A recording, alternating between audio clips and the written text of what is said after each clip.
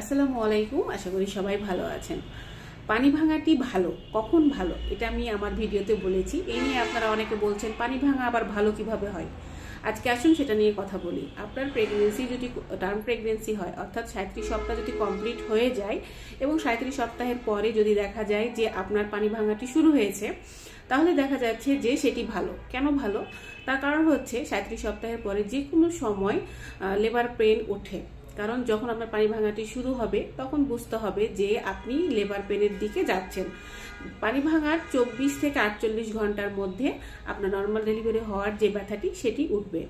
যদি না ওঠে সেখানে কিন্তু খারাপ, কারণ পানি ভাঙতে ভাঙতে দেখা যায় পানি শূন্য হয়ে যায়, বাচ্চা বের হওয়ার জন্য যে হচ্ছে ক্যানালটা আমাদের সেটা শুষ্ক হয়ে যায় এবং বাচ্চা ডেলিভারিতে অসুবিধা হয়। পানি ভাঙতে ভাঙতে দেখা যায় যে বাচ্চা লেবার পেনটা প্রোগ্রেস করতে পারছে না এবং বাচ্চার ফিটাল ডিস্ট্রেস হচ্ছে, অর্থাৎ বাচ্চার হার্টবিট বেড়ে যাচ্ছে, অক্সিজেন সাপ্লাইটি কমে যাচ্ছে। তখন কিন্তু আমরা বলি সেটা খারাপ। তখন আমরা দেখা যায় নর্মাল ডেলিভারি হওয়ার পরিবর্তে তখন অপারেশনের দিকে যেতে হয়। কিন্তু পানি ভাঙাটাই যে সবসময় খারাপ তা কিন্তু না। এই যে আমি বললাম পানি ভাঙলে আপনার 24 থেকে 48 ঘন্টার মধ্যে হচ্ছে ব্যথাটি উঠবে। সেটি উঠলে আপনার নর্মাল ডেলিভারিটি সম্ভব।